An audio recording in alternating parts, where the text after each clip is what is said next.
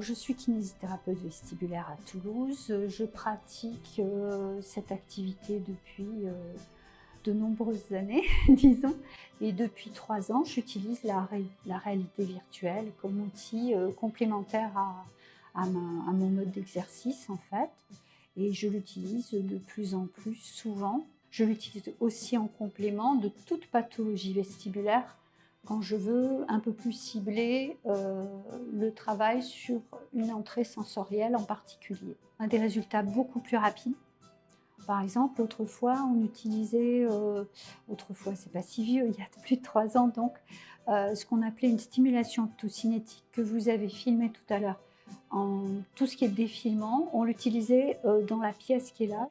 C'était un outil qui nous manquait. On peut provoquer non seulement un défilement visuel horizontal ou vertical, mais la réalité virtuelle, le plus, c'est qu'elle peut donner l'impression qu'on avance, qu'on se déplace dans un espace ou qu'on recule dans cet espace, ce qu'on ne pouvait pas faire du tout jusqu'à présent.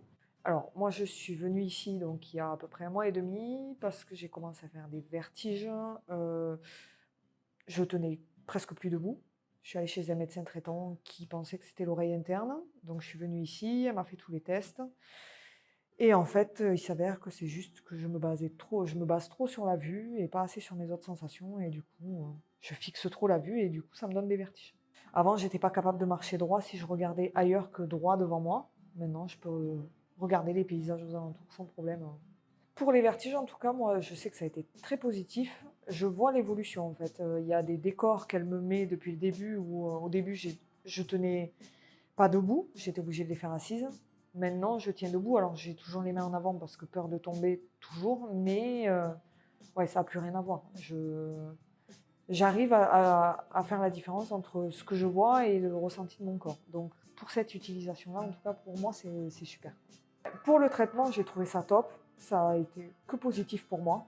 Ça m'a apporté que des bonnes choses. Il n'y a pas de problème. Voire même, peut-être que je vais m'acheter un casque de réalité virtuelle, mais pour moi, pour m'amuser, pour voir ce que c'est. Mais pour le côté médical, en tout cas, super à ce niveau-là.